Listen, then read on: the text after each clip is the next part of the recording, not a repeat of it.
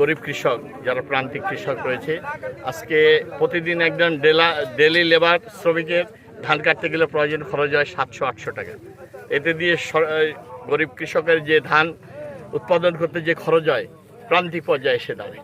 এই জন্য আমরা চিন্তা করেছি, অতীতেও আমরা করেছি, বিগত বছরগুলোতে গরিব কৃষক তাদেরকে আমরা স্বেচ্ছায় আমাদের দলীয় নেতাকর্মীরা, বিশেষ করে আমাদের কৃষক দল, অঙ্গ সংগঠন, ছাত্র দল, যুব দল, স্বেচ্ছাসেবক দল, তাদেরকে নিয়ে 10টি ইউনিয়নে অনেক আমাদের জমি রয়েছে, ধানের ক্ষেত রয়েছে। আমরা স্বেচ্ছায় প্রতি বছরের ন্যায় আমরা কৃষকের পাশে দাঁড়িয়ে স্বেচ্ছায় শ্রমে বিনামূল্যে আমরা কৃষকদের আমন ধান কেটে আমরা তাদেরকে ঘরে পৌঁছানোর ব্যবস্থা করছি। 10টি ইউনিয়নে এই কর্মসূচি আমরা আজকে সদর ইউনিয়ন দিয়েও শুভ উদ্বোধন শুরু করেছি।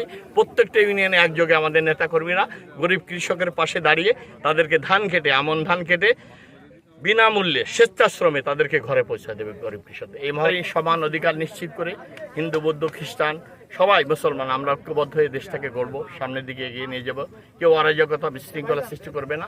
প্রত্যেক ধর্মের মানুষের ন্যায় অধিকার আমরা ফিরিয়ে দেব এবং আমাদের তাদের জান মালের নিরাপত্তা আমরা নিশ্চিত করব। বৃহত্তর রাজনৈতিক দল হিসেবে বিএনপি সেই নীতিতে আমরা বিশ্বাসী। কেউ যেন আইন হাতে তুলে নেয় না, কারোর উপর অন্যায় জুলুম না করে কোনো ধর্মের লোকদের। এটা আমাদের কঠিন বার্তা আমাদের রয়েছে।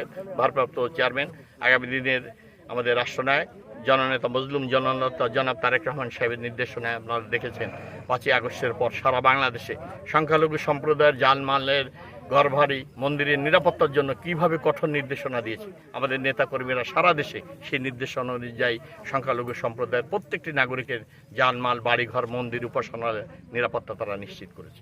এই জায়গা থেকে আমাদের কোনো বিচ্যুতি হবে না, সেভাবে আমরা কাজ করে যাচ্ছি।